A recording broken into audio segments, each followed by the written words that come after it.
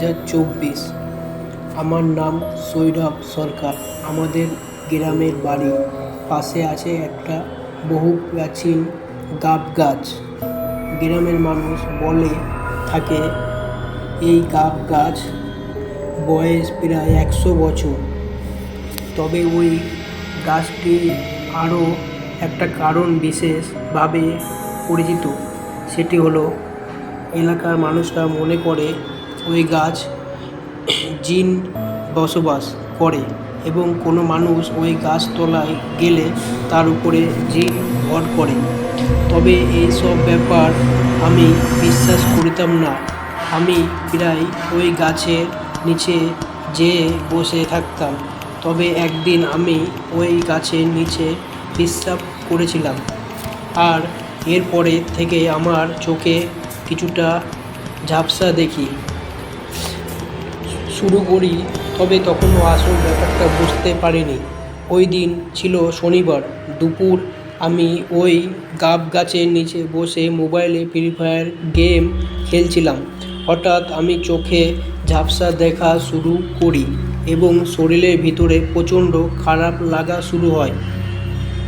তখন আমি দ্রুত আমার বাড়ি যেয়ে বিছানায় শুয়ে পড়লাম। আমার বাবা অনেককেই জিজ্ঞেস করলো, কী রে, এত দ্রুত বাসায় এসে বিছানায় শুয়ে পড়লি? আমার শরীরের ভিতরে ভীষণ খারাপ লাগছে, ওই চোখে ঝাপসা দেখছি। আবার বাবা সোজা পানি আনতে গেলেন আমার জন্য, কিন্তু তিনি ফিরে এসে দেখলেন আমি অসুস্থ হয়ে গেছি। যান ফেরতে আমাকে একজন গ্রামের ডাক্তারের কাছে নিয়ে যাওয়া হয়। তিনি আমার ব্লাড প্রেশার মেপে দেখলেন অনেক বেশি। তিনি বললেন হাই প্রেশার। আমি খুব অবাক হলাম, কারণ আমার বয়স ছিল তখন মাত্র 14 বছর। এত কম বয়সে হাই প্রেশার। যা হোক, ডাক্তারের কাছে থেকে বাড়ি এসে ঘুমিয়ে গেলাম। রাতে একজন বৃদ্ধ এসে আমাকে দেখলেন। তো একজন বৃদ্ধ আমাকে দয়াদর পড়ে ঝরে গেলেন, কারণ তিনি জেনেছিলেন আমি ওই গাব গাছের নিচে থেকে এসে অসুস্থ হয়ে পড়েছি। সকালে আমার শরীরে ভীষণ জ্বর আসে। তখন আমাকে শহরে হাসপাতালে নিয়ে যাওয়া হলো। সেখানে ডাক্তার জানালো আমার প্রেশার জ্বর হয়েছে। আমার রক্ত পরীক্ষা ও এক্স-রে করা হলো ওই হাসপাতালে। তবে এত সমাধান হলো না। এবার আমাকে একজন কবিরাজ এসে দেখে যান এবং কিছু ওষুধ দেবে, এতও আমার শরীরে সুস্থ হয় না। গ্রামের মানুষ মনে করতো ওই গাব গাছে কোনো এক জান বা অদ্ভুত কোনো আত্মা থাকে।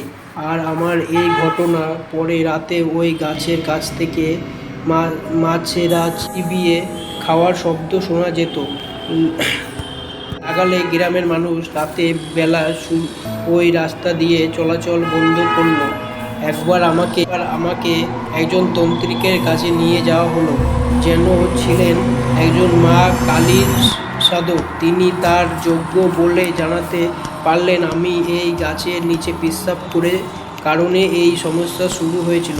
এবার তিনি আমাকে একটা কবিরাজ দিলেন, যা আমি নিজে গলায় ধারণ করলাম এবং আমার সুস্থ কামনা করে মা কালী ভাগ্য দিলেন। এরপর থেকে আমি সুস্থ হয়ে উঠলাম। বর্তমানে আমি ওই গাছের পাশ দিয়ে গেলে আমার মনে হয় কেউ যেন আমাকে পিছন থেকে ডাকছে। তখন